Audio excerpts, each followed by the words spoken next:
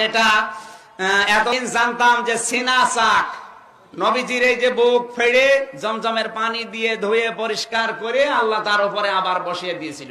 আপনার একটু চিন্তা আসে না যে নবীজির অন্তরের ভেতরে কি পাপের কোন কালিমা ছিল যে যেটা জমজমের পানি দিয়ে আল্লাহ ধুয়ে দিয়েছে? আর আপনি এই হাদিস পড়েন না সুবহানাল্লাহ পড়েন, চিন্তা করেন না কেন? বিশ্ব নবীকে আল্লাহ জানিয়েছেন মা তাকদ্দামা মিন যামবিহি ওয়া মা তাআখার, তার আগে এবং পরে কোনো গুনাহ নেই। তোমার যদি গুনাহ না থাকবে তোমার বুক চিরে কোন কারণে ওইটা বের করে ধুয়ে দিলে? সব মানব নবীর অসম্মান হচ্ছে আরো, যে নবী যে মনে হয় গুনাহ করেছিল ওই গুনাহ আল্লাহ ধুয়ে দিয়েছে, তার তো আগে পরে কোনো গুনাহ নেই।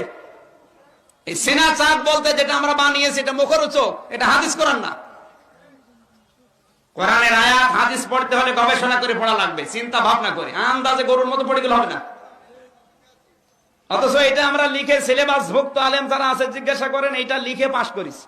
আমি কারণে পাশ করেছি এটা লিখে, কারণ না হয়তো নাম্বার দেবে না।